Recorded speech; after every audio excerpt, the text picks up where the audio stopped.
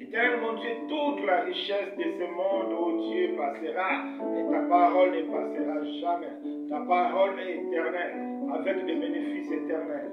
Ta parole est éternelle, avec des conséquences éternelles. C'est pourquoi nous voulons seulement, Seigneur, que tu disposes nos cœurs, que tu enlèves, éternel mon Dieu, là où ça ne marche pas, mais que tu laisses ta parole puisse entrer. Enlève dans nos bouches la parole de l'homme, enlève dans nos bouches et tout ce que l'homme a préparé, mais laisse que ta parole, parce que c'est ta parole qui amène la vie. Laisse que ta parole, parce que c'est ta parole qui amène la joie. Laisse que ta parole, parce que c'est ta parole qui amène la libération.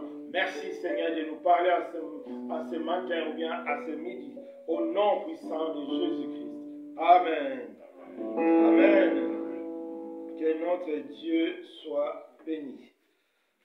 Donc, notre message de ce matin, comme j'ai écrit dans le groupe, c'est l'Église, virgule, ne se conforme pas au siècle présent. Donc, c'est dans le livre aux Romains 12, si chacun de nous peut prendre sa Bible, Romains 12, verset 2. Romains 12, verset 2. Ne vous conformez pas au siècle présent, mais soyez transformés par le renouvellement de l'intelligence, afin que vous discerniez quelle est la volonté de Dieu, ce qui est bon, agréable et parfait. Donc, la Bible nous dit, nous ne devons pas nous conformer au siècle présent, mais nous devons chercher à être transformés par le renouvellement de notre intelligence pour nous permettre de discerner quelle est la volonté de Dieu, quel est ce qui est bon, agréable et parfait à Dieu. Donc c'est ça notre pensée d'aujourd'hui. Donc notre terme, Église, virgule, ne se conformez pas au temps présent, tiré du livre de Romains 12, verset 2. C'est vraiment une exhortation qui va nous aider à comprendre notre état.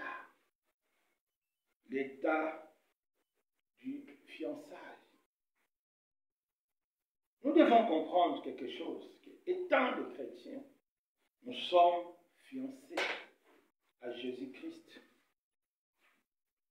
Parce que une fiancée n'est plus n'importe qui.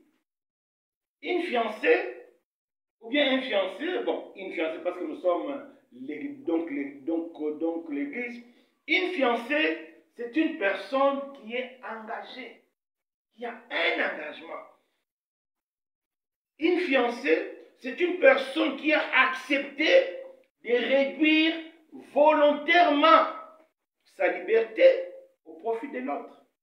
Quand tu es célibataire, tu peux tout faire. Mais une fois que tu es fiancé, une fois que tu es engagé, c'est que tu as aussi accepté volontairement de limiter ta liberté au profit de l'autre. Avant de sortir, maintenant, il faut demander. Avant d'acheter ceci, il faut demander. C'est ça, l'engagement d'être fiancé. On restreint notre liberté. C'est ça, nous chrétiens. Étant fiancés en Jésus-Christ, notre liberté aussi est limitée. Nous ne pouvons plus nous habiller n'importe comment. Non, non, non.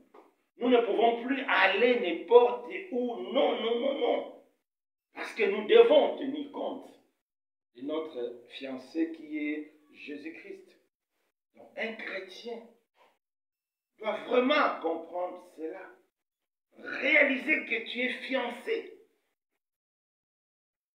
Parce que tu es fiancé, tu ne dois pas vivre comme tout le monde, non. Une fiancée ne vit plus comme le fils célibataire, non. Parce qu'elle, elle a un engagement. Parce qu'elle, elle a accepté de réduire sa liberté au profit d'un monsieur. Et pour nous, l'Église, au profit de Jésus. C'est important de comprendre cela. Prenons nos Bibles. 2 Corinthiens 11, verset 2. 2 Corinthiens 11, verset 2. Écoutons ce que la Bible nous dit. Que chacun de nous trouve ça, parce que c'est important. 2 Corinthiens 11, verset 2.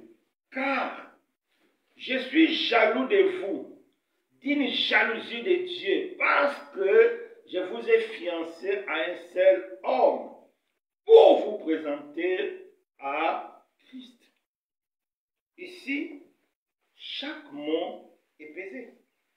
Je suis jaloux, une jalousie de Dieu, parce que je vous ai fiancé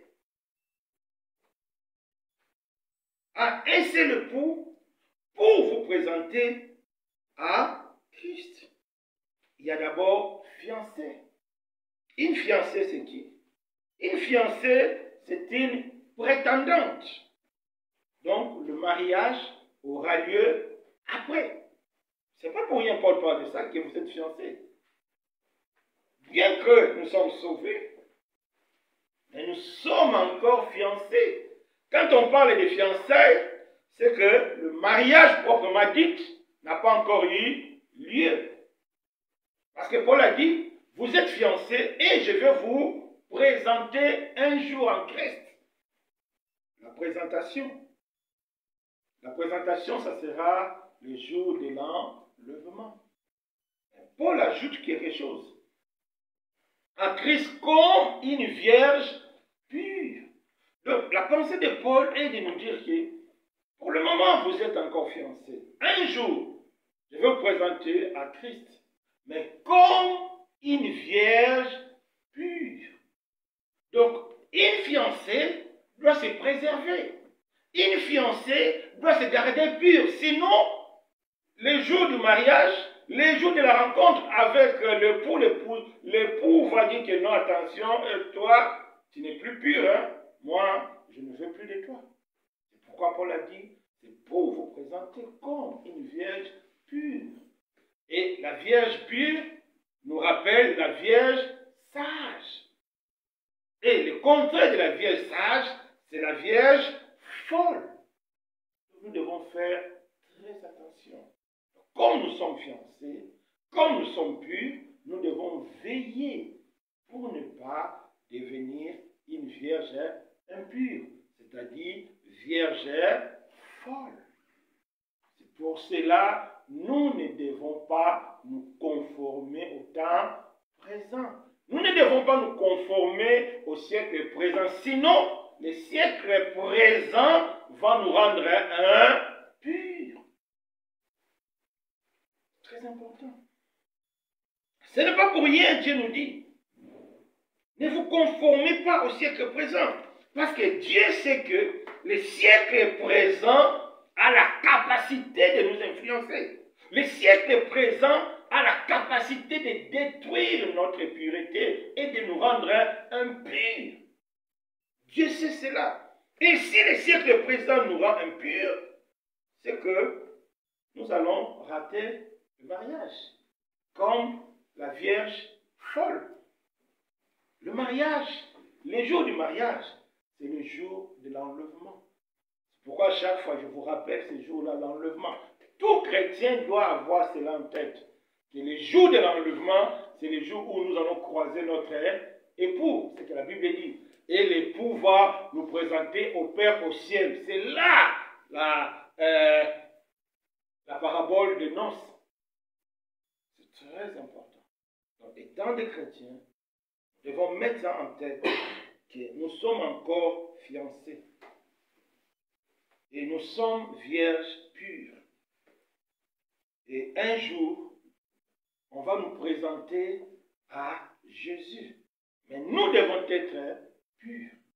Pourquoi la Bible nous dit ça? Parce qu'il y a une possibilité de détruire notre état de pureté. Malheureusement, même dans la vie courante, on voit ça.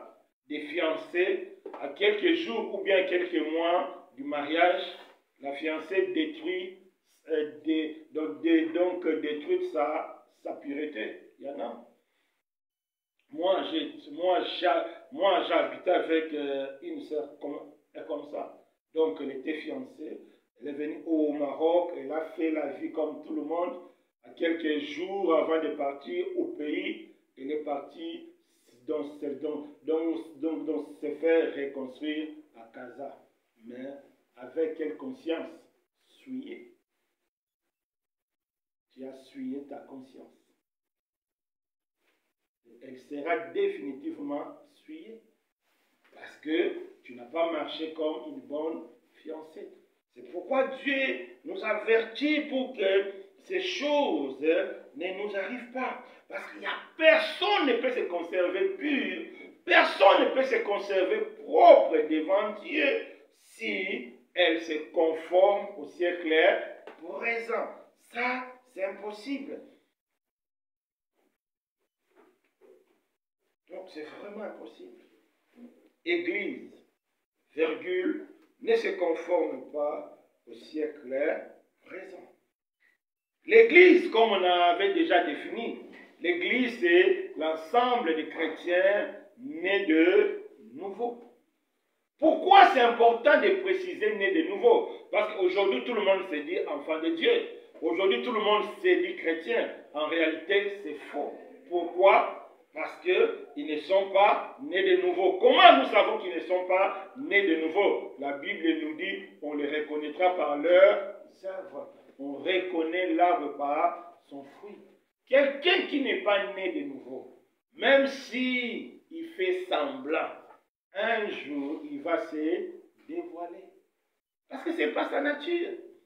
Tu ne peux pas adopter une nature qui n'est pas la sienne indéfiniment. Non, ce n'est pas possible. Un jour, tu vas oublier, la vraie nature va sortir. C'est pourquoi, étant l'Église, nous devons préciser que l'Église, c'est l'ensemble des chrétiens nés de nouveau. Matthieu 12, verset 33. Et on le reconnaît l'arbre par son fruit.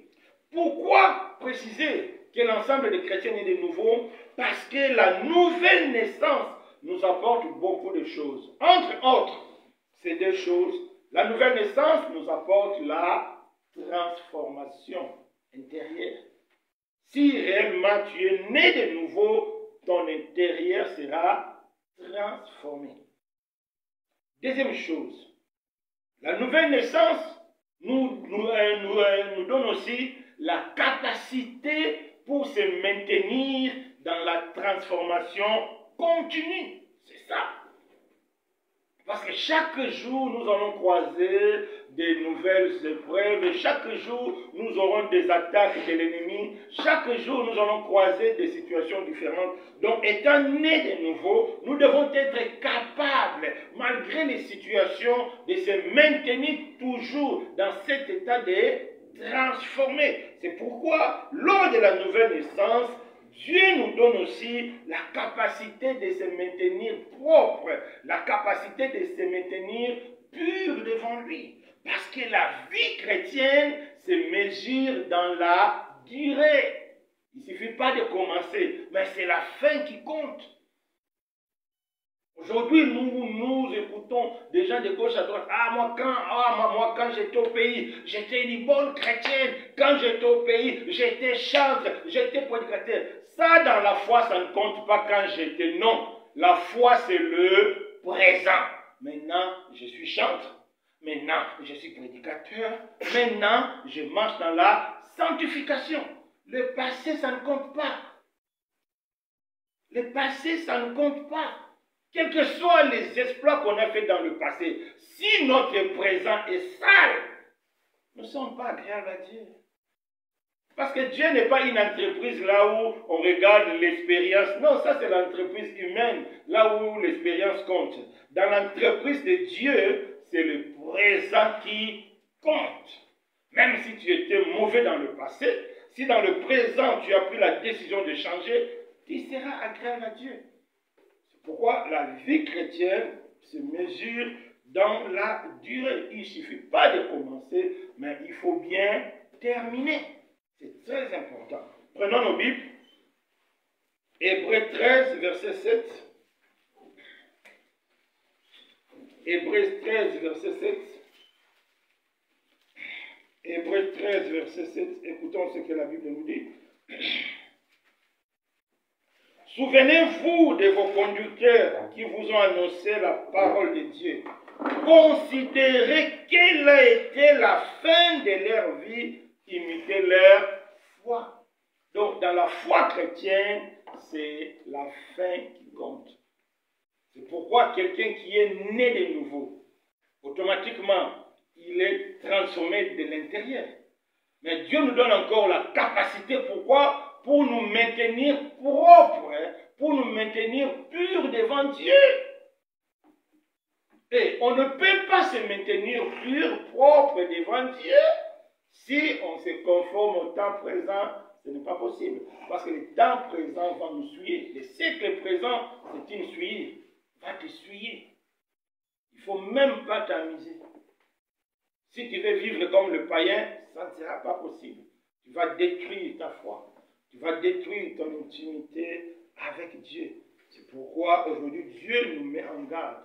Si nous sommes réellement nés de nouveau, nous devons tout faire pour nous maintenir propres. Nous devons tout faire pour nous maintenir dans la foi.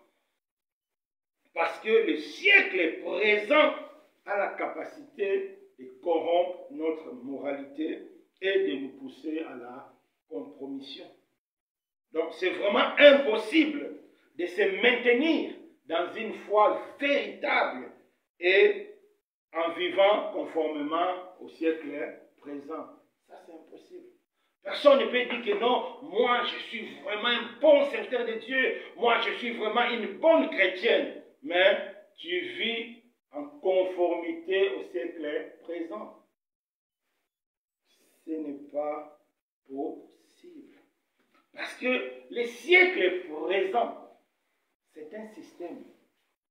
Le siècle présent, c'est une idéologie, c'est une pensée. Le siècle présent, c'est aussi un homme. Parce qu'il y a un homme qui est derrière le siècle présent. Tout le mal que nous avons dans ce monde-là, ce n'est pas innocent, non. C'est bien calculé, c'est bien réfléchi. Et c'est pour un objectif bien précis. C'est pourquoi la Bible nous dit, nous ne devons pas nous conformer au siècle présent. Parce que c'est un système. Hein? Le siècle présent, c'est vraiment un système. C'est vraiment une idéologie, c'est vraiment une pensée. C'est vraiment un homme. Nous allons voir. Il y a quelqu'un qui est derrière. Quand on parle du siècle présent, il y a vraiment quelqu'un qui est derrière. Prenons nos Bibles. 2 Corinthiens 4, verset 4. Donc on peut lire.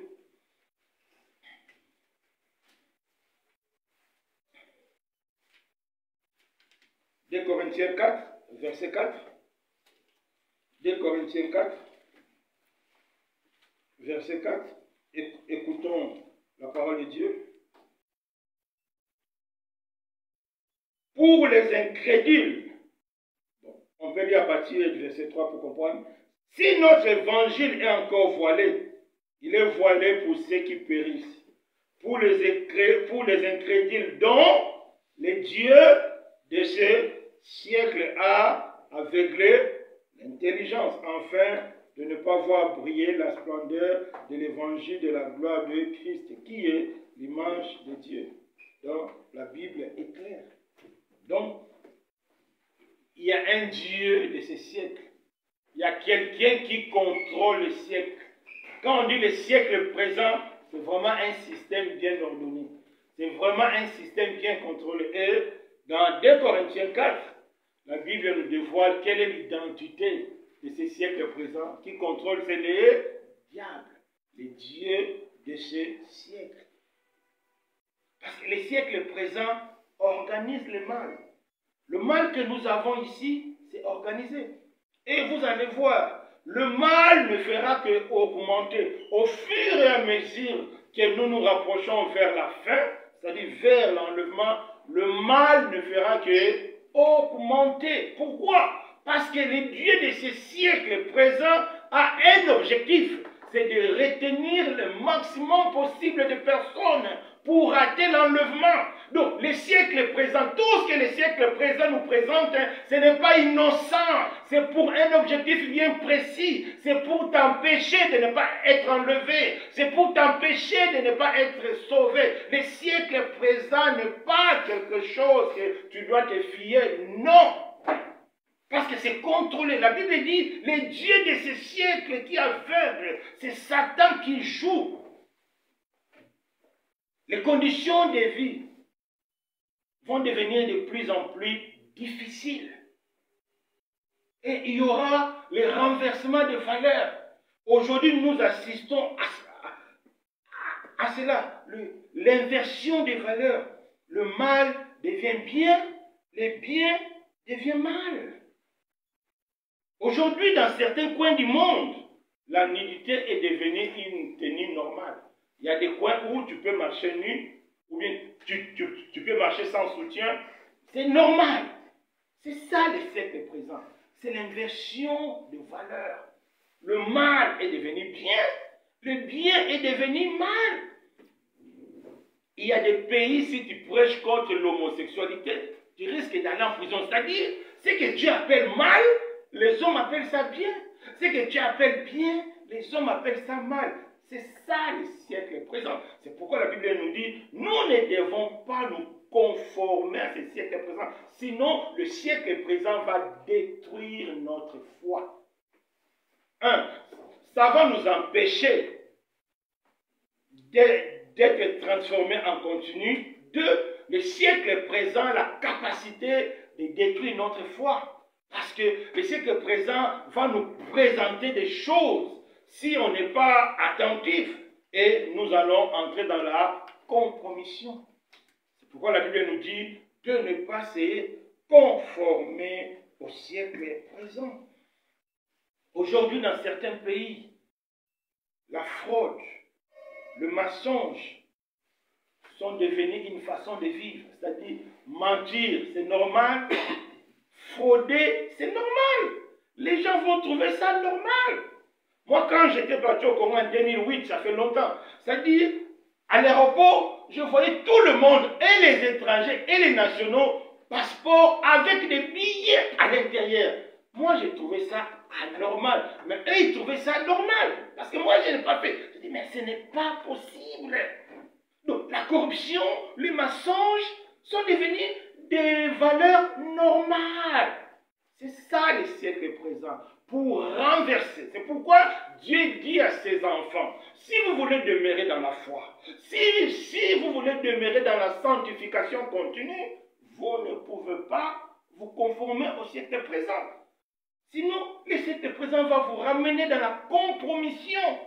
L'Église ne doit pas se conformer au siècle présent. Si tu crois et tu penses que réellement tu es l'Église du Seigneur, que réellement tu es un chrétien, une chrétienne née de nouveau, à partir d'aujourd'hui, il faut prendre conscience que tu ne dois pas te conformer au siècle présent. C'est-à-dire, tu ne dois pas vivre comme tout le monde. Sinon, c'est la compromission. C'est impossible de vivre comme tout le monde et de se maintenir dans la sanctification. C'est impossible. C'est impossible de vivre comme tout le monde et de se maintenir dans la foi. C'est impossible.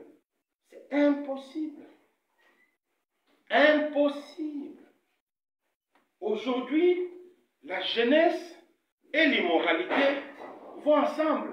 C'est-à-dire un jeune qui n'est pas dans l'immoralité, on trouve que tu n'es pas un vrai jeune.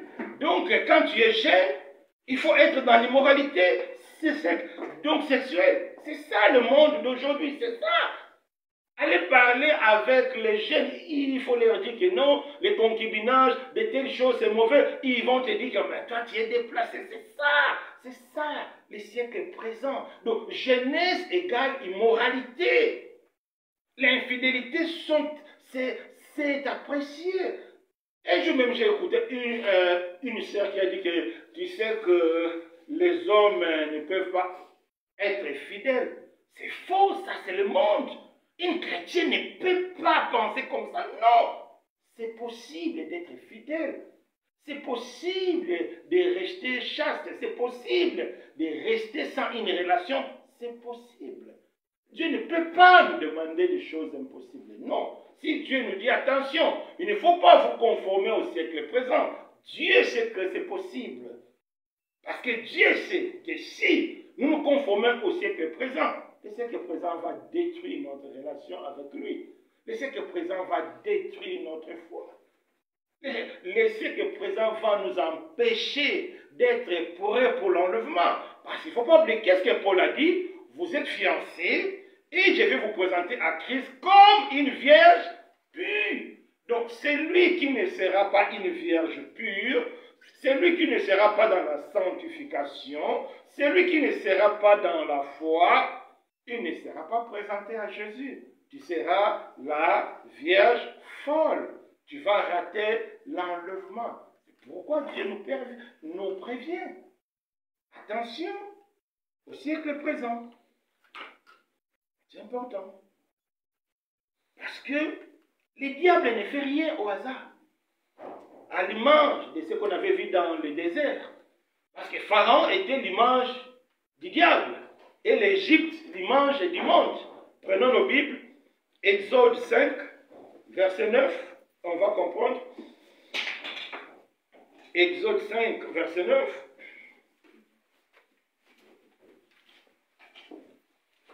Exode 5, verset 9. On va lire. Qu'est-ce que la Bible nous dit? Ici, c'est Pharaon qui est en train de donner l'ordre, hein, qui est l'image du siècle présent. Que l'on charge de travail ces gens qui s'en occupent et qui ne prendront plus garde à des paroles de mensonges. Est-ce que vous avez compris ce que Pharaon a dit? Qu'est-ce que Pharaon a dit? Qu'on charge les enfants d'Israël des travaux, des occupations. Pourquoi? Pour qu'ils ne prennent plus garde des paroles de Moïse. Donc, pour qu'ils ne prennent plus garde des paroles de Dieu. Or, la Bible nous dit, la foi vient de quoi? De ce qu'on attend vient de la parole de Dieu. Donc, l'objectif du siècle présent, c'est pour nous empêcher d'écouter la parole de Dieu. C'est pour nous empêcher de méditer la parole de Dieu. C'est pour nous empêcher de garder la parole de Dieu. Pourquoi? pour ne pas avoir la foi. Et quand on n'aura pas de foi, nous ne serons plus agréables à Dieu. Parce que la Bible dit, sans la foi, personne ne peut être agréable à Dieu. Parce que tu ne seras pas agréable à Dieu, tu ne seras pas enlevé. J'ai dit, il n'y a rien d'innocent dans le mal que nous voyons ici. Non. Tout est préécrit en avance. Moi, j'essaie un peu de suivre la guerre d'Ukraine. Quand tu suis les médias parallèles, c'est eux qui dit ça. Il dit, tout ce que nous voyons ici, c'était déjà écrit. Il nous donne des livres, des personnes qui avaient prédit, vers telle année, il y aura la guerre entre Russie et Ukraine. Pourquoi? Parce que c'est déjà préparé. Comment les gens là ont préparé? Un homme ne peut pas connaître l'avenir. Donc, c'est le diable. Quand nous voyons Simpson, des dessins animés là, qui font des scénarios et qui se réalisent, c'est le diable qui est derrière. Le siècle présent est contrôlé par le diable. Rien ici. Le siècle présent, c'est une idéologie, mes bien-aimés. Quand vous voyez, il y a une nouveauté. Moi, des fois, je suis étonné de voir des frères ou des sœurs. Des frères Alain, tu sais, maintenant, c'est des couleurs violettes qui est à la mode. Comment moi, je ne sais pas que les couleurs violettes est à la mode, toi, tu sais? Des fois, je me demande, comment moi, je ne sais pas? Toi, tu sais les couleurs violettes. C'est que tu es connecté au monde. Oui, il n'y a pas autre chose. Tu es connecté au nom, c'est de couleurs violettes, c'est l'été. Non, c'est ça le monde. Tu es connecté au monde. Tu passes plus de temps à regarder au lieu de méditer la parole de Dieu, au lieu de comprendre la parole de Dieu, au lieu de garder la parole de Dieu, tu passes ton temps à chercher des tendances. Tendances 2024-2025. Mon frère, tu es charnel. Mon frère, tu es connecté au siècle présent. Si tu ne cesses pas, le but du siècle présent, c'est pour te détruire la foi. Ce n'est pas pour te faire belle, non. Ça, c'est Satan, c'est un menteur. Ce n'est pas pour te faire belle. Ce n'est pas pour te faire un jeune premier, non. C'est pour te détruire la foi. Parce que tu n'auras pas le temps de méditer. Tu n'auras pas le temps de prier. Tu vas plonger dans les réseaux sociaux jour et nuit. Tu vas plonger dans Facebook, dans WhatsApp jour et nuit. Et le temps passe. Et quand tu n'as pas de souvenir de la parole de Dieu, tu n'auras pas la résistance contre le péché, non. Le péché est surnaturel. On ne peut le vaincre que par le surnaturel. Et la parole de Dieu est surnaturelle.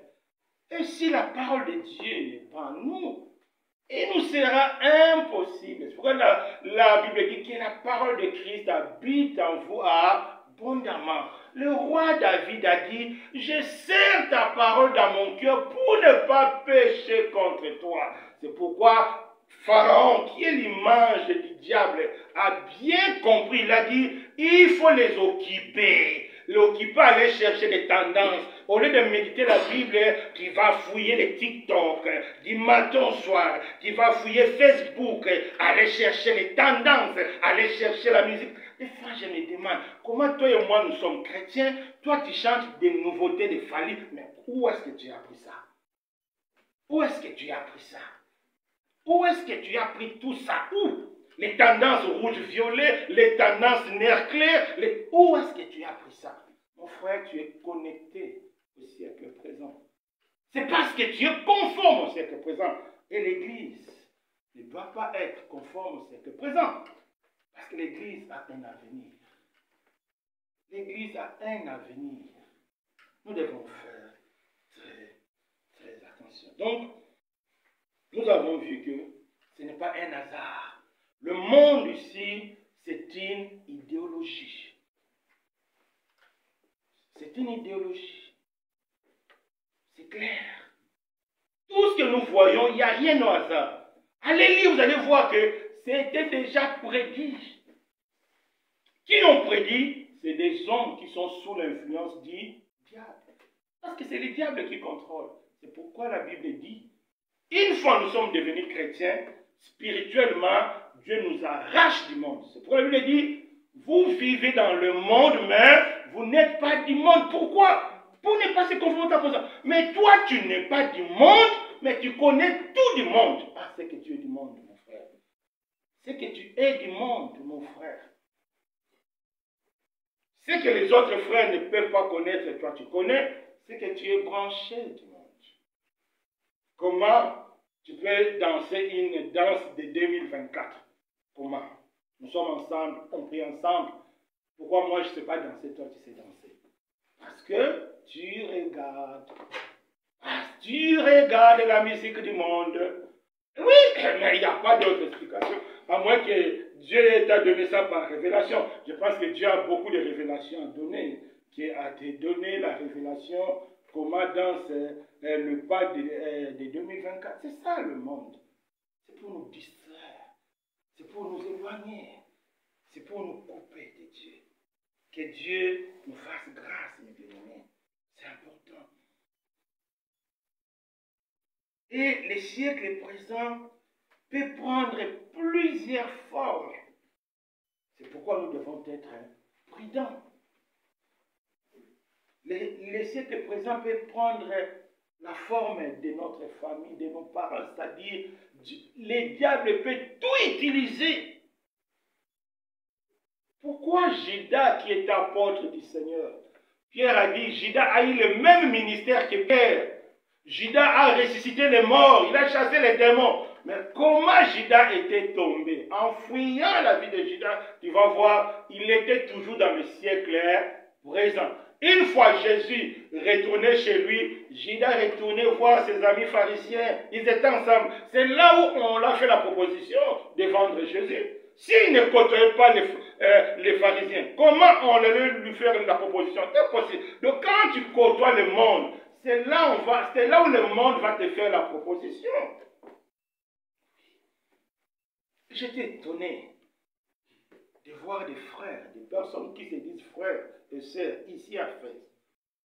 Des fois, ils cotisent l'argent, ils cherchent un appartement, ils achètent la boisson, ils s'enferment là-bas, et la musique du monde, ils font n'importe quoi. Et les dimanches, ils se disent frères et sœurs. C'est ça le monde. Ils se disent frères et sœurs. Mais dans les quartiers, ils font tout. L'argent, vous cotisez, vous achetez l'alcool, vous enfermez dans une maison, la musique du monde, les filles et les garçons. Conséquence, l'une des personnes est sortie avec des démons pas possibles. Et la délivrance, c'était tout un problème. Voyez la conséquence du monde. Quand on partait, le diable était trop. La conséquence des démons terribles dans la vie de la personne. Maintenant, il faut des délivrances. Maintenant, il faut prier. Au lieu que les gens dorment, maintenant, ils vont commencer à gêner pour toi. Quand on t'enseignait, tu n'écoutais pas. C'est ça le monde. Le diable est là pour te détruire. Ce n'est pas pour te faire du bien. C'est important. Donc, nous devons refuser le monde pour être dans la transformation continue. Nous devons refuser le monde pour garder notre foi. Et nous devons refuser le monde pour que notre vie donne gloire à Dieu. La Bible dit, Matthieu 5, verset 16, il faut que par nos œuvres, les païens glorifient Dieu par ta façon de vivre. Mais tu ne peux pas manifester les bonnes œuvres si tu vis conformément au temps présent. C'est impossible. C'est impossible. Il ne faut même pas que les gens rêvent. Tu passes ton temps dans des boîtes de nuit. Tu passes ton temps à danser la musique du monde. Tu passes ton temps à faire comme les gens du monde. Les gens vont glorifier Dieu. Voilà. Ah non, Dieu ne sera pas glorifié. Dieu ne sera pas honoré. Parce que toi, tu n'honores pas Dieu. La Bible dit aussi, Dieu aussi ne va pas t'honorer. Parce que toi, tu ne l'honores pas.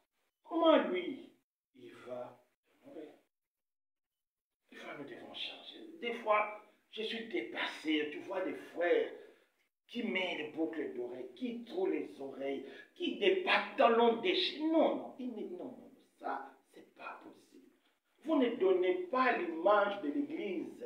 Vous ne donnez pas l'image de qui. Quand on te voit avec les habits déchirés, on ne peut jamais penser à Jésus-Christ. On peut penser à Kofi, on peut penser à Lusondo. Oui, mais jamais on ne peut pas penser à Jésus-Christ. Toi, tu as des boucles. Non, non, non, non. On ne peut pas penser à Jésus. Non. Donc, par ton comportement, tu ne donnes pas gloire à Dieu. Tu sais pourquoi tu fais cela? Parce que tu es branché au monde. Parce que tu es branché le siècle présent. Le diable qui manipule le siècle présent, il est là. Tu sais, le diable, c'est un malin. Quand vous voyez le photo là avec le corne, c'est fait exprès. C'est pour vous troubler. Parce que toi, tu vas penser que le diable, il faut voir quelqu'un avec le corne, avec la queue. Vous ne verrez jamais quelqu'un comme ça. Le diable peut venir à travers une fille en Égypte. C'est ça le diable. Ah, ça, le diable, il vient. Il vient comme ça. C'est ça, nous devons être prêts à détecter le diable. Un chrétien qui n'est pas prêt à discerner le diable, c'est pourquoi la Bible dit, tu ne peux pas éviter les siècles présents si ton intelligence n'est pas renouvelée. Ce n'est pas possible. Nous devons être... Donc, il faut qu'il y ait un renouvellement de l'intelligence. Sinon, ce n'est pas possible. Tu ne peux pas détecter le diable. C'est pourquoi, des fois, on discute avec les gens. C'est-à-dire, tu dis, frère, cet élément-là, c'est pas bon. Oh non, non, toi, non. Parce que son intelligence n'est pas renouvelée. Il est encore dans les siècles présents. Il voit encore les choses comme les diables voient. C'est pourquoi, oh, le diable a un objectif. Pharaon en Égypte, il avait un objectif. Quand il a dit, donnez-les des travaux, ce n'est pas en vain. Non, non, non. Ce n'est pas pour que les Égyptiens... non. Ce n'est pas parce que les enfants d'Israël travaillaient bien. Non. C'est pour que les enfants d'Israël ne puissent pas écouter la parole de Dieu, pas autre chose. C'est pourquoi, les jours de prière, tu es souvent occupé. C'est pourquoi, les jours de prière, tu es souvent fatigué parce que le diable ne veut pas que tu écoutes la parole de Dieu. Le diable ne veut pas que tu retiens la parole de Dieu.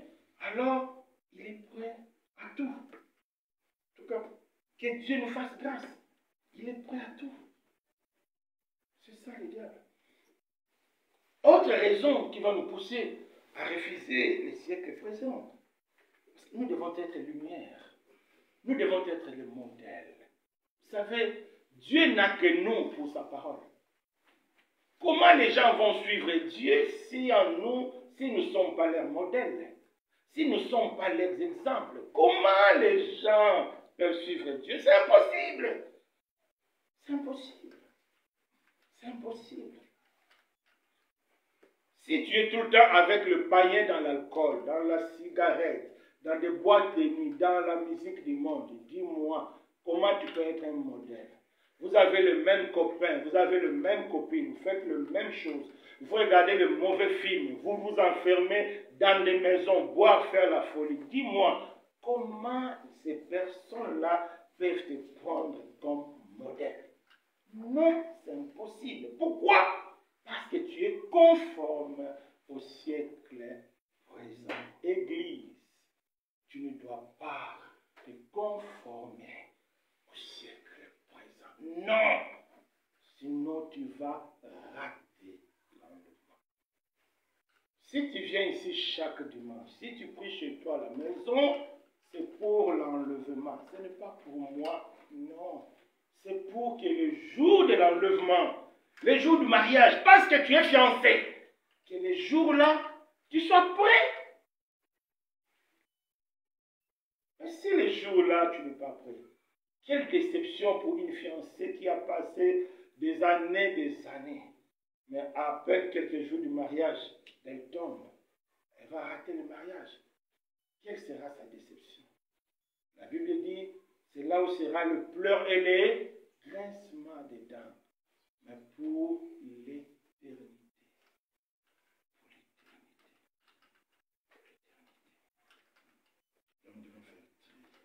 Donc, et la dernière raison qui va nous pousser vraiment à refuser les siècles présents est que la gloire future est meilleure que la gloire présente. La gloire future en Jésus-Christ au ciel est meilleure que la gloire présente. Notre ancien Moïse avait compris cela. La Bible dit, on avait proposé à Moïse de devenir les garçons du roi, c'est-à-dire le fils de la reine, donc c'est-à-dire de la princesse, de devenir le premier aîné de la princesse. Imaginons, nous sommes là, tu es en cours de route, tu vois une voiture donc s'arrête, la grande sœur du roi te dit, viens, je vais faire de toi mon premier fils, ou bien ma première fille. Voyez, c'est la proposition que Moïse avait. Mais Moïse a refusé. Pourquoi Moïse a refusé? Parce que Moïse avait refusé le plaisir présent. Il a préféré la souffrance, mais lui, il voyait le plaisir futur, le plaisir éternel. C'est ça. Donc, la gloire future est meilleure que la gloire présente. Le jour de l'enlèvement, sera terrible. Il y a toujours un jour qui avait marqué, quand je me suis converti, un jour j'ai marché en ville et je me suis arrêté en pleine route. Alors j'imaginais l'enlèvement. Là, quand j'étais nouveau converti, là, donc j'imaginais l'enlèvement. Comment de la tête? Quelle sera la gloire? La Bible dit au son de la trompette, donc il y aura une musique terrible le jour-là. La fête des noces. Bien-aimés, c'est pourquoi nous devons fuir le siècle présent. Parce qu'il y a une gloire terrible. Donc c'est très important. Donc maintenant, mes bien-aimés, nous avons compris l'importance de ne pas se conformer au temps présent. Et nous avons compris aussi que le siècle présent, c'est un système. Alors, comment faire pour résister contre les assauts de ce système du siècle présent? Pourquoi beaucoup de chrétiens tombent? Parce qu'ils ne savent pas comment faire pour résister contre les avances. Et Satan avance. La Bible dit, quand même lorsqu'il avait tenté Jésus, il a dit, il n'a pas pu. La Bible dit quoi? Il a laissé pour un temps favorable. Donc les diables ne nous laisseront jamais, et il ne nous laissera jamais tranquilles. Si aujourd'hui il a échoué, demain il reviendra. S'il a échoué face à une fille noire, tu n'es pas tombé, demain il passera par une fille blanche. Il va passer par... Et il fera tout. Son objectif, c'est de te faire tomber et de détruire ta foi. C'est pourquoi nous devons savoir lutter contre les assauts du diable. Alors, comment lutter contre les assauts du diable? Premier conseil, nous devons enterrer définitivement notre passé. Ça, c'est important. Si aujourd'hui on enterre notre passé, le lendemain on la déterre, c'est fini. Tu as laissé l'alcool, il faut laisser définitivement. Si aujourd'hui tu as laissé, demain tu peux encore déterrer, tu dis non, je vais seulement prendre pour la première fois. Et tu deviens ivre, mais tu risques de commettre des bêtises qui ne peuvent plus être effacées. Oui. Je connais une sœur, un jour on parlait, elle regrettait. À cause de l'ivresse, elle est tombée enceinte. Donc jusqu'aujourd'hui, l'enfant est là. C'est une erreur qui reste là. À cause de l'ivresse. Et l'ivresse l'a poussé à faire des choses qu'elle ne maîtrisait pas. Je dis, maman.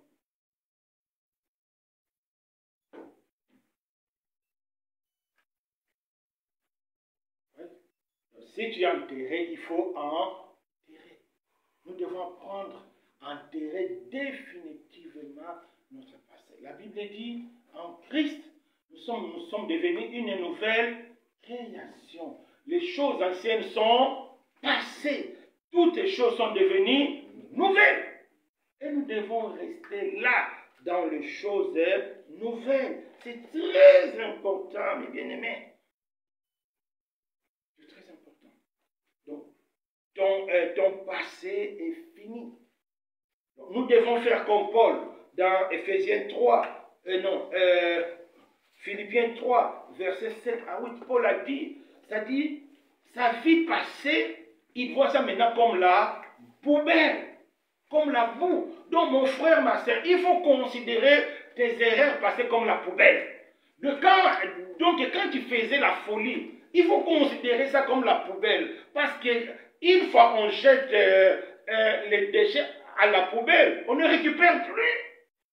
Mais si tu ne considères pas ça comme la poubelle, il y a des fois, nous ne jetons pas notre passé, mais nous gardons ça seulement au coin du mur. Parce que, au temps favorable, on va faire retour. Non, nous devons l'enterrer, nous devons oublier notre passé, nous devons considérer notre passé comme la poubelle. Il faut considérer la vie de concubinage comme la poubelle, il faut considérer la vie de l'alcool comme la poubelle, comme la boue. Il faut considérer ça comme ça.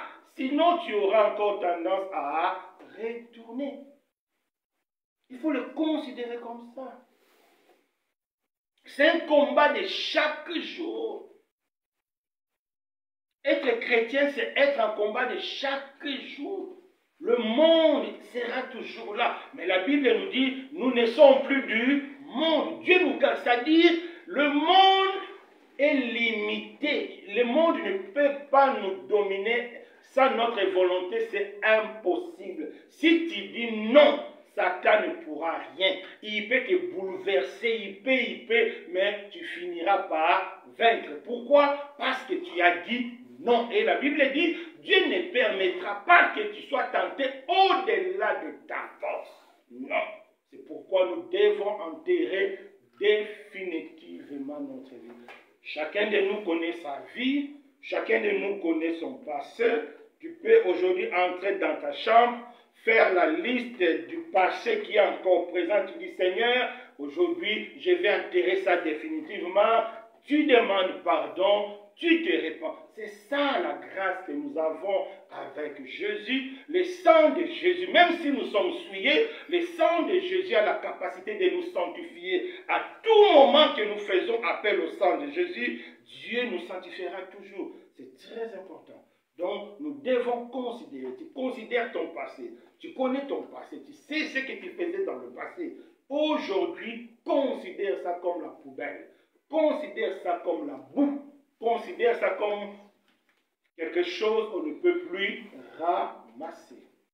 C'est comme ça que le monde n'aura plus la force face à toi. Amen. Deuxième chose, nous devons sanctifier notre manière de prendre soin de nous. C'est très important.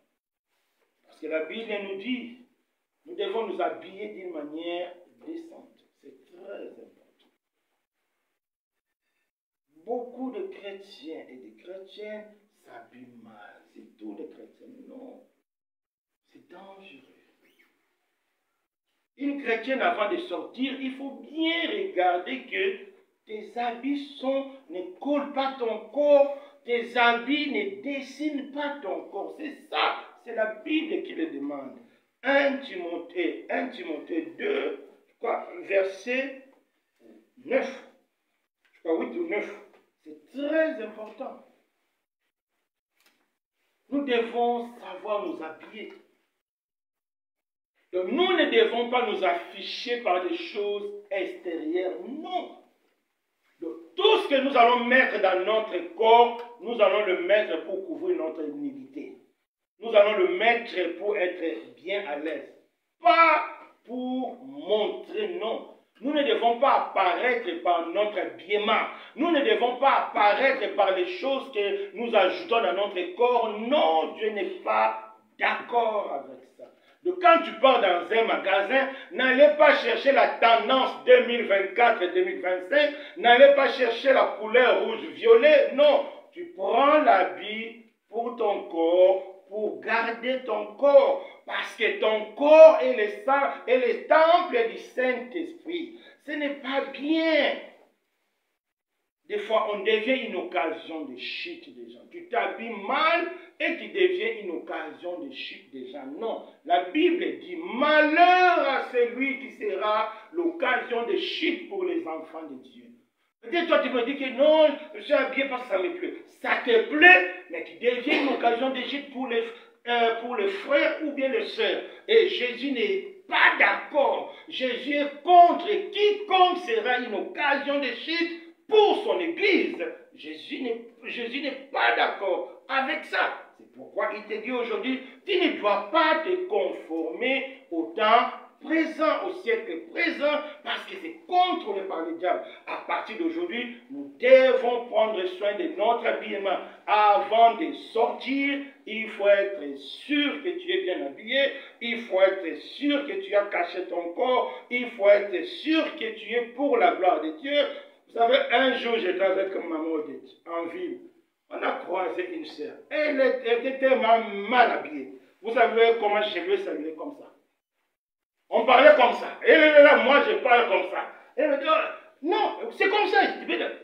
Elle est là, moi je parlais comme ça. Oh, comment ça va? Ça va bien. Mais parce qu'elle était habillée très mal. Avec collant, mais avec des gros trous comme ça. Comme ça. Ils sont quand même sérieux. Tu te dis que tu es sérieux en Christ. C'est comme ça, on parlait comme ça. Elle est là, moi je dis comme ça, je vais saluer, c'est comme ça, on parlait. C'était vraiment pour la montrer que non, ce n'est pas normal. Tu ne peux pas t'habiller comme ça. Tu te dis fille de Dieu, tu te dis fils de Dieu, il y a quand même la décence pour la gloire de notre Dieu. Maintenant, qu'est-ce que le païen va dire? Qu'est-ce que le païen va dire? Nous sommes pareils. Non, c'est ça la conformité au siècle présent. Que Dieu nous fasse grâce. Que Dieu nous délivre de ça. Si Dieu nous parle, c'est pour notre bien. C'est pour notre éternité. La fois passée, je crois hier ou avant-hier, l'un de mes fils m'a demandé, pourquoi papa tu ne fais plus ça? J'ai dit, oui, moi aussi j'aimerais bien faire ça. Mais je ne fais pas ça à cause de la mort. Vous savez, la mort est là pour faire réfléchir les hommes. Après la mort, c'est le jugement. J'ai dit, mon fils, si je ne fais plus ça, c'est à cause de la mort. Un jour, la mort viendra. Et après la mort, il y a un jugement. Et là-bas, il n'y a plus de non, il n'y a plus de non-retour. C'est maintenant qu'on peut faire retour. Après la mort, c'est un milieu non-retour. Tu ne peux plus faire marche en arrière. C'est maintenant. C'est pourquoi certaines choses, ma soeur ne fait pas. Certaines choses, mon frère ne fait pas à cause de la mort. C'est pourquoi la Bible dit, vaut mieux la maison d'un deuil que la maison de fête. Pourquoi le deuil fait réfléchir. La mort, c'est une bonne chose, des fois nous ne savons pas. Si Dieu a permis la mort pour les hommes, parce que Dieu a donné aux hommes une seconde opportunité de se rattacher, et non, de se racheter. Dieu n'a pas permis à Satan de mourir, parce que Dieu ne veut pas pardonner Satan. Dieu n'a donné aucune possibilité à Satan de se repentir. C'est pourquoi Satan ne meurt pas. Mais nous mourrons, parce que Dieu nous a donné la possibilité. Donc quand tu vois la mort, ça te rappelle que non, je dois doser. Parce que là, ça sera terrible. Là, ça sera terrible. Il n'y aura ni papa, il n'y aura ni maman, il n'y aura ni mari. Des fois, moi et ma femme, quand ma Bible se dit non, moi, devant Dieu, je serai seul. Je dis oui, tu as raison. Oui, devant Dieu, tu seras seul. Même si tu aimes ton mari à la folie, devant Dieu, tu seras seul. Même si tu aimes tes enfants à la folie, devant Dieu, tu seras seul. Alors, il faut réfléchir. Il faut réfléchir. C'est très important. Donc, nous devons sanctifier notre habillement, devons vivre. Un autre aspect que la Bible nous parle est le cerf. Devant Dieu, les cerfs doivent toujours couvrir la tête. La Bible nous recommande à cause des anges et à cause des hommes. Pourquoi? Parce que le chevet, c'est pour la gloire des hommes. Quand tu es hors de la prière, arrange tes cheveux bien, Dieu est d'accord. Mais quand tu es dans la maison de Dieu, quand tu pries, il faut cacher les cheveux. Vous savez pourquoi les femmes doivent cacher les cheveux? Parce que les cheveux, c'est pour la gloire des hommes. Parce que vous êtes devant Dieu, vous devez cacher vos cheveux. C'est ça la tenue des femmes pour la prière. Il faut cacher les cheveux. La Bible dit que ce n'est pas convenable que le cerf ait pris sans cacher leurs cheveux. Non, parce que c'est la gloire des hommes. Devant Dieu, on ne peut pas amener la gloire des hommes. Donc, il faut le cacher. C'est ça, l'église du Seigneur. Et les hommes devant Dieu, ils ne doivent pas avoir de longs chevelures, ils ne doivent pas aussi cacher leur tête. Non, il faut bien coiffer. On n'a pas dit d'aller faire les boucles comme les païens. Non, non, non, non, pas dit ça. Il faut bien te coiffer. C'est ça devant Dieu. C'est ça. Si quelqu'un te dit le contraire, il te ment. Il te ment, il te ment, il te ment, il ne te dit pas la vérité. Peut-être la vérité peut te blesser. Il vaut mieux être blessé pour être sauvé qu'être dans la joie pour être perdu. Non. Parce que la gloire future est meilleure que la gloire présente. Nous devons réfléchir, c'est très important. Donc, et il y a troisième chose que nous devons enterrer, la sexualité non conforme. Quand on parle de la sexualité non conforme, c'est tout ce qui est lié pornographie, photo, toutes ces choses-là non conformes, nous devons laisser. La Bible dit, les impudiques n'entreront pas au paradis. Si tu es impudique, tu ne vas pas entrer au paradis. Ange sera là, il va te mettre comme ça. Il te dit, toi tu es impudique, tu as des doutes. Dieu va te montrer du 1er au 30 ce que tu fais dans le cachet. C'est ça. Nous devons faire très attention. Rien n'est caché devant Dieu. C'est maintenant le temps de se repentir. C'est maintenant le temps de changer. Et un autre élément, nous devons vivre dans le contentement. Nous devons vraiment, nous ne devons pas viser des choses démesurées, non. Nous devons accepter des fois certaines situations, certaines conditions que Dieu nous met. Si ça ne va pas, crier à Dieu, parce que notre Dieu est fidèle. Amen. C'est très important. Deuxième chose que nous devons avoir, donc première chose quoi? Nous devons enterrer notre passé définitivement. Deuxième chose, nous devons comprendre ou savoir que Dieu peut tout. Ça c'est très important. Vous savez, dans le monde, il y aura, Satan nous fera des propositions indécentes. Satan nous fera ça. Des propositions indécentes. C'est pourquoi nous devons croire que Dieu peut tout. Moi j'ai écouté des personnes qui disent que non, c'est tout. Souvent, c'est nos sœurs qui sont victimes. Célibataire, pas de travail. Un monsieur riche vient te dire non, moi je vais commencer à te donner tant, tu deviens ma maîtresse. C'est ça des propositions indécentes. Alors tu vas réfléchir, ma famille est pauvre, je fais ça. Non. Alors pour refuser de telles propositions, il faut être sûr de comprendre que Dieu peut tout.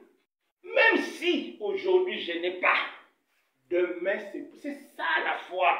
C'est comme hier le frère nous a parlé des amis de Daniel. Ils ont dit, même si Dieu ne nous délivre pas, nous n'avons pas t'adorer. Même si je vais mourir célibataire sans enfant, je n'accepte pas la proposition. C'est ça, donner gloire à Dieu. En faisant ça, Dieu sera glorifié. Même si tu n'as rien eu, Dieu est glorifié. Quand Dieu est glorifié, un jour tu seras récompensé. La Bible dit, tout ce que nous faisons pour Dieu, rien n'est en vain. Dieu, il est le rémunérateur. Dieu, il est celui qui va nous payer. Ah, c'est pourquoi il y a des couronnes. Nous ne faisons pas ça pour avoir des couronnes, mais nous faisons ça pour donner gloire à Dieu. Quand un patron avec beaucoup d'argent, il vient chez toi, il dit, viens, même lui-même, il va réfléchir. Il dit, là, qu'est-ce qu'a cette sœur-là? Oui. J'ai écouté un témoignage comme ça. Le frère a refusé la corruption jusqu'à sa manière de refuser la corruption a poussé son professeur à se convertir parce que son professeur était dépassé. Si tu ne payes pas, tu vas échouer. Je préfère échouer. Oh, tu vas rater ton diplôme de médecine. Je préfère rater. Oh, c'est ça. il y aura des propositions indécentes. Pourquoi tu dois refuser? Parce que Dieu peut tout. Donc, Dieu a la capacité de te donner. C'est pourquoi Abraham a dit, je crois la méditation de Jésus, espérant contre toute espérance. Donc, c'est-à-dire, humainement parlant, c'est impossible. Sarah vieille, ménopausée. Donc, humainement parlant, toutes les recettes sont là. Mais Abraham a dit, la Bible dit, Abraham a espéré contre. Donc, il a espéré. Donc, c'est comme si tu es chez toi, tu dis que, apparemment, aujourd'hui, comme le roi va venir chez moi. Donc, tu dis qu'il y a quelque chose que les gens peuvent te trouver fou. Non. Avec Dieu, tout est possible. Tout. Quand on dit tout est tout.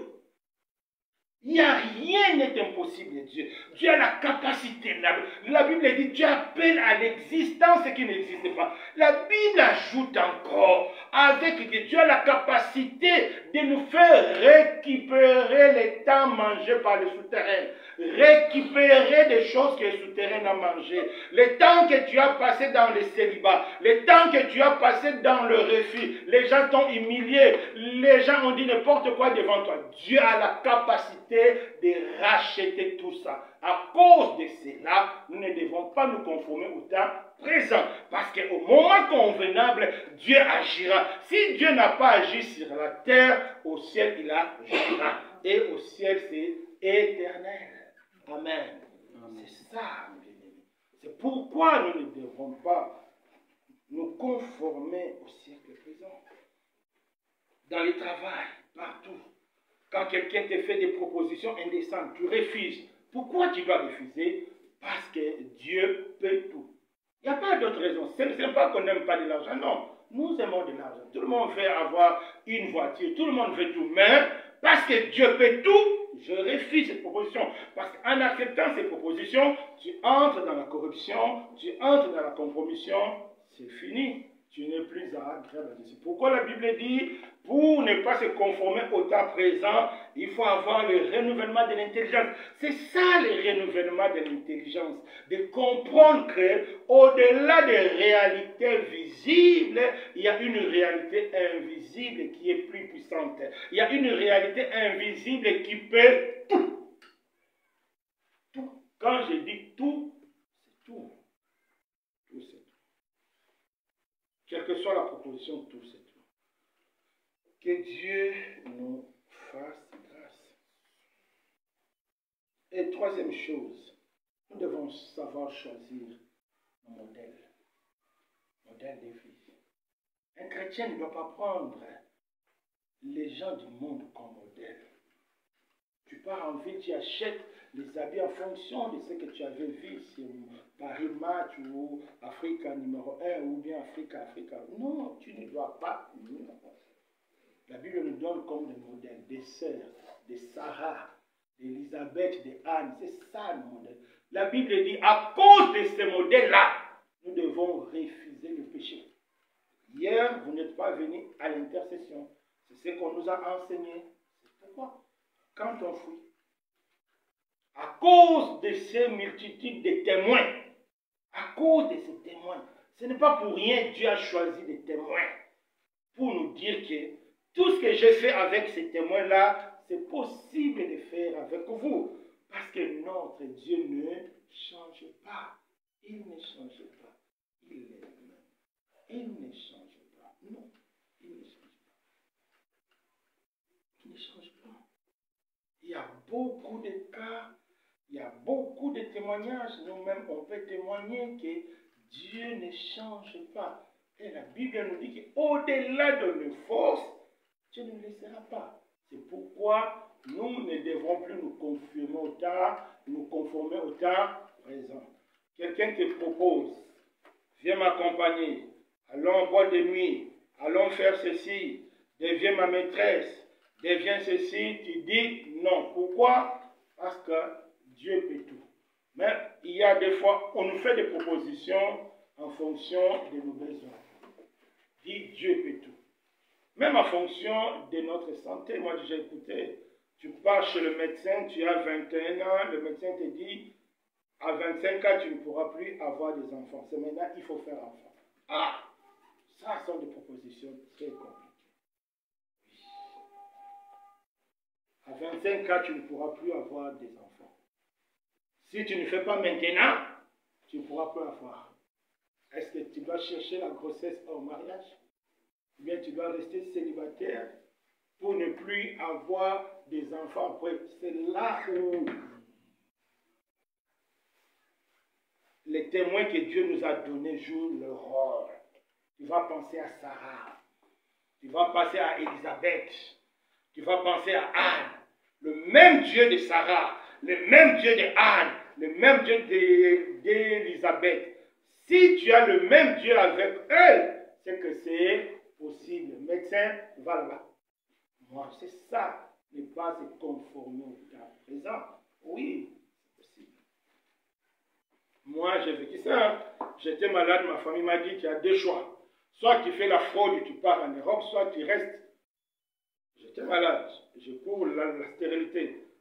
C'était la première fois que moi je dis non à mon père. Je dis, papa, non, je ne peux pas aller là-bas. Et si je pars là-bas, je meurs. C'est comme ça même que j'ai argumenté. J'ai dit, papa, et si je pars là-bas après l'opération, je meurs? Non, je préfère rester au Maroc. Donc, tout en sachant qu'il y a les risques de stérilité, les risques d'impuissance, il y a tous les risques là étaient là. Est-ce qu'aujourd'hui, je n'ai pas des enfants? Est-ce qu'aujourd'hui, Dieu n'a pas trouvé gloire? C'est ça. Notre Dieu peut tout. C'est ça. Que Dieu nous fasse grâce. Et le dernier élément, nous devons rester dans le fondement de l'Église. Il persévérait dans l'enseignement des apôtres. Il persévérait dans la fraction de pain. Il persévérait dans la communion, c'est-à-dire dans l'amour. Il persévérait dans la prière. C'est très important, bien. Chaque samedi à prière, pourquoi vous ne venez pas prier? Nous sommes en train de rater, vous êtes en train de passer à côté de la grâce de Dieu. La prière d'ensemble est toujours différente de la... Chaque chrétien doit avoir une prière personnelle.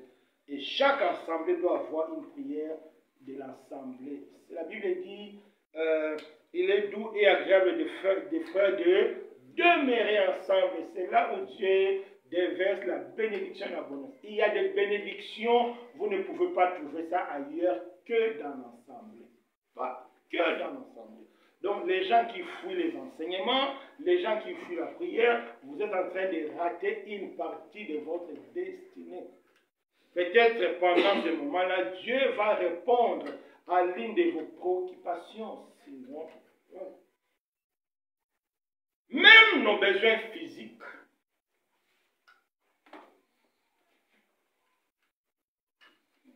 Un jour, j'avais besoin de 5 000 pour payer la maison. C'est parce que je parlais de ça dans la réunion de la prière. Après quelques jours, j'ai 5 000 cash. Je payais la maison. C'est ça, Dieu. Dieu ne peut pas se contredire.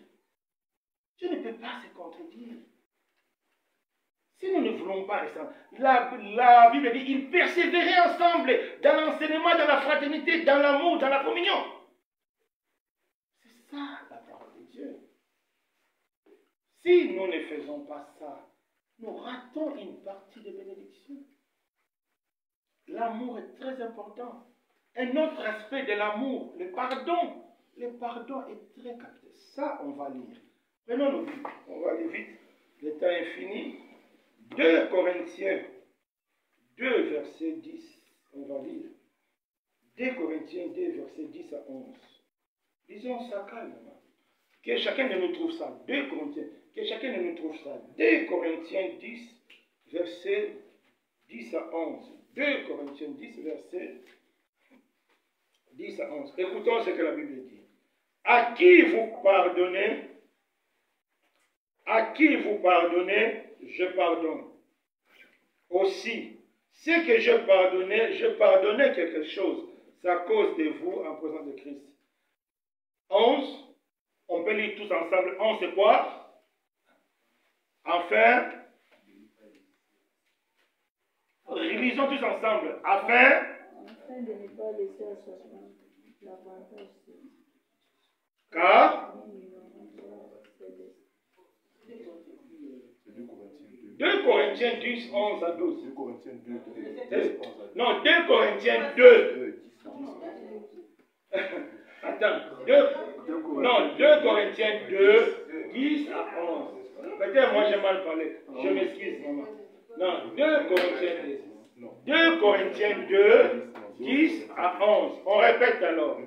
2 Corinthiens 2, 10 à 11. On répète. Or, à qui vous pardonnez, je pardonne aussi.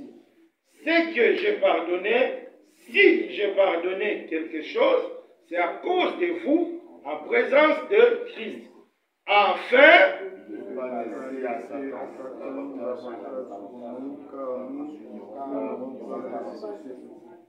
de ne pas laisser à Satan l'avantage. Donc, celui qui ne pardonne pas son prochain laisse à Satan l'avantage sur lui.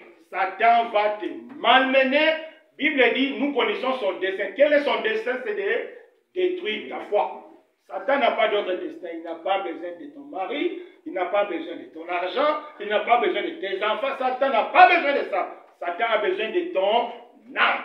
Il dit, car nous n'ignorons pas son dessein. Pourquoi la Bible dit il persévérait dans l'amour pour ne pas laisser à Satan l'avantage sur eux. C'est très important. Quand tu ne pardonnes pas, il faut oublier la grâce de Dieu. Il faut oublier. Tu oublies la grâce de Dieu. Tu oublies. La Bible dit celui qui ne pardonne pas, Dieu aussi ne le pardonne pas. C'est automatique. Tu ne pardonnes pas, Dieu ne te pardonne pas. Ça fait baraka. Et tu laisses Satan l'avantage sur toi. Et Satan va te malmener. C'est pourquoi nous ne devons pas nous conformer au temps présent. Que Dieu nous fasse grâce. Que chacun de nous se dispose. Que chacun de nous se dispose. Nous devons refuser le temps présent pour nous permettre de vivre dans la sanctification, pour nous permettre de se maintenir dans la foi, pour nous permettre de donner gloire à Dieu, pour nous permettre d'être la lumière, pour nous permettre d'avoir de bons modèles, parce que la gloire future est meilleure que la gloire présente. Nous devons demeurer dans la foi, pour ne plus se conformer au siècle présent. Parce que le siècle présent, c'est un système. Le siècle présent, c'est un homme. Le diable qui est derrière.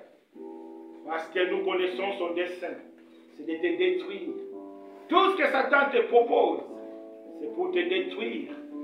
C'est pour te rendre malheureux. Tout ce que Satan te propose, c'est pour ça. Que chacun de nous élève sa voix. Que chacun de nous se donne à Dieu. Ô Éternel, nous avons besoin de toi. Nous avons besoin de toi, notre Dieu. Nous avons besoin de toi, notre roi.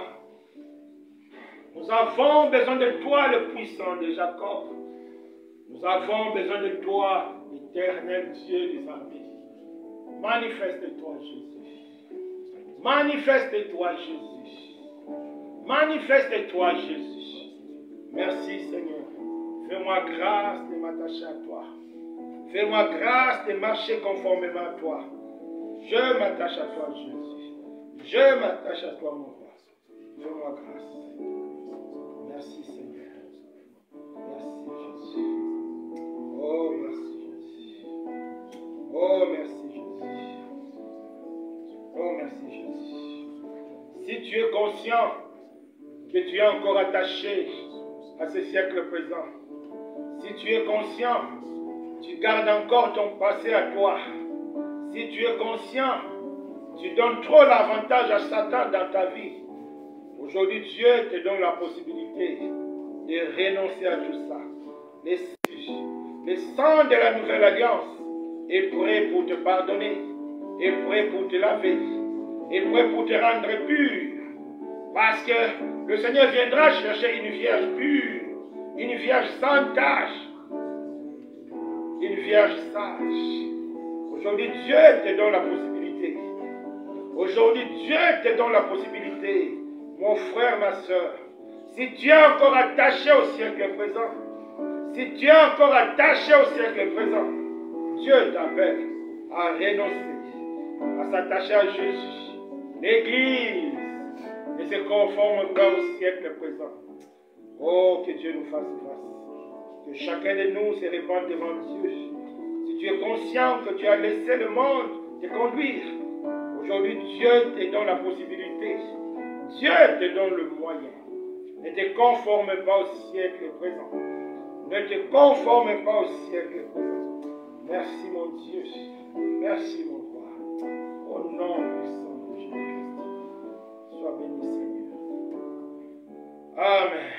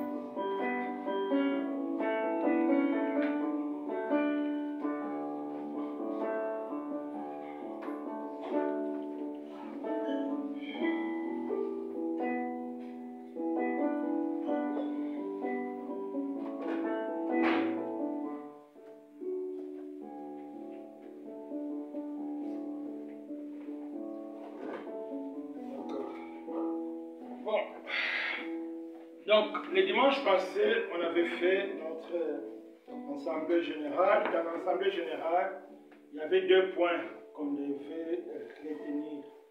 Le premier point, c'était l'objectif de Dieu. Les gens qui étaient là, quel est l'objectif de Dieu? Ça se trouve dans où? Éphésiens 4, verset 12. Allez relire ça. L'objectif de Dieu, c'est-à-dire, Dieu veut que nous arrivions à la nature parfaite de Christ. C'est ça. Donc si chaque dimanche vous venez, si chaque jour vous lisez la Bible, l'objectif c'est d'arriver à la nature parfaite de Christ. C'est ce que Paul a appelé état de vierge pure. C'est ça l'objectif de tout ensemble. Si Dieu a envoyé des pasteurs dans le monde, c'est ça la mission de tout pasteur. Dieu n'a envoyé aucun pasteur pour faire le mariage. Dieu n'a envoyé aucun pasteur pour rendre des gens riches. Même la délivrance n'est pas un ministère, non. La délivrance, c'est un aspect de la grâce de Dieu.